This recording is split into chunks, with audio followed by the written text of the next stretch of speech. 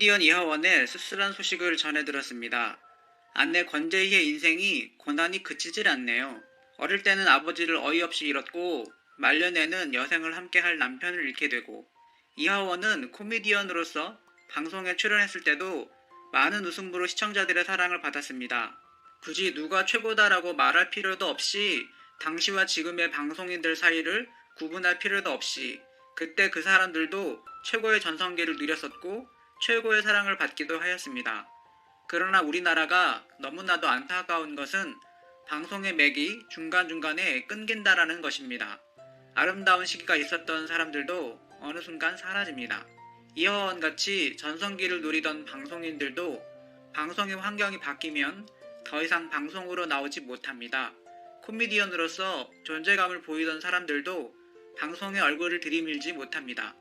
굳이 원로로서 대우를 받지 않는다고 하더라도 꾸준히 방송을 통해서 얼굴을 보여주었으면 좋겠는데 그렇게 하지 않습니다. 그래서 더 마음이 아픕니다. 2016년 그가 간암으로 세상을 떠날 때에 그의 죽음을 사람들이 많이 알았으면 어땠을까라는 생각이 듭니다. 이하원은 1980년부터 10년 넘게 이 프로그램에 출연했습니다. 한편 얼마 전 이하원은 언론과의 전화통화에서 술, 담배를 전혀 하지 않았지만 수십 년간 쉬지 않고 달려오다 보니 스트레스와 함께 피로가 쌓인 것 같다고 밝히기도 했는데요. 탤런트 권재희와 결혼한 연예인 커플로 금슬 좋은 부부로 널리 알려져 있다. 슬하에는 아들 태우씨가 있다. 아내인 권재희는 1981년 KBS 공채 탤런트 8기를 겸한 미스 롯데 선발대회를 통해 연예계에 입문했습니다. 권재희는 참 많은 것과 연관되어 있는 배우입니다. 권재희 하면 빼놓을 수 없는 것이 있는데요. 권재희 아버지 권재혁 씨와 남편 이하원입니다. 권재희 아버지 권재혁은 육군사관학교 교수였습니다. 권재희 집안이 독립운동 집안이라고 할 수 있는데요. 3.1 항일운동에 적극적으로 참여를 했으며 권재혁은 미국 유학을 다녀온 엘리트였습니다. 그러나 1960년대 남조선 해방혁명당 사건의 우두머리로 지목이 되면서 국가보안법 위반 혐의로 1969년 사형이 선고가 된 것입니다. 당시 12명이 붙잡혔는데 권재혁은 주범으로 몰려서 사형을 당했습니다. 이 때문에 권재희를 사형수의 딸이라고 부르는 것이지요. 권재혁은 독재정권의 희생자라고 할 수 있는데요. 나중에 알려진 사실은 당시 중앙정보부가 사건을 조작했고 불법 구금과 구타와 고문을 일삼았다고 하지요. 결국 45년 만인 지난 2014년 권재혁은 재심 대법원에서 무죄 판결을 받게 되었습니다. 너무나도 많이 늦었지만 무죄 판결을 받았다는 것이 너무 다행이라고 생각합니다. 권재희는 대법원장이 아버지에 대하여 무죄를 선고하자 오빠는 벌떡 일어나서 다시는 정치적 살인이 일어나지 않도록 사형제도를 폐지하라며 소리를 쳤죠. 결국 청경들에게 두 팔이 잡힌 채로 퇴장당했지만 결국 그 소리를 멈추지 않았어요. 권재희는 언니와 전 화장실로 달려가서 울었어요. 그건 엉엉 소리가 아니라 비명에 가까운 울음이었어요. 난 역적의 딸이 아니다. 난 자유시민이다 라고요. 지난 45년 동안 권재희 가족들이 얼마나 억울했을까요? 권재희는 오빠가 해외 유학을 준비하면서 우리가 연좌제 대상이란 사실을 알게 됐어요. 우리는 선생님이나 공무원 등의 평범한 직업은 할 수 없었던 거예요. 그래서 중학교 시절에는 내가 앞으로 선택할 수 있는 삶은 별로 없다라고 많이 힘들었고요.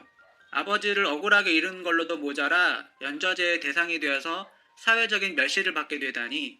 권재희는 결국 제가 선택한 것이 미스 롯데였어요. 미스 롯데에는 그런 제한이 없었기 때문이죠. 오전에는 학교를 다니고 밤에는 돈을 벌기 위해서 연극 무대에 섰어요. 이후에는 공연 연습을 했고요. 권재희가 정말 절박하게 살았던 것 같네요. 그냥 과거에 화려했던 탤런트라고만 생각했는데 삶의 아픔이 많았네요. 권재희는 아버지 때문에 연좌제 대상이 되어 사회적인 멸시를 받게 되었습니다. 권재희는 배우 생활을 하다가 남편 이하원을 만나게 됩니다. 이하원은 개그맨인데요. 청춘행진곡, 청춘난만세 등에 출연을 했지요. 권재희, 이하원 이혼 루머는 사실이 아닙니다. 아내 권재희와는 퀴즈 프로그램에서 짝이 몇 번 되었어요.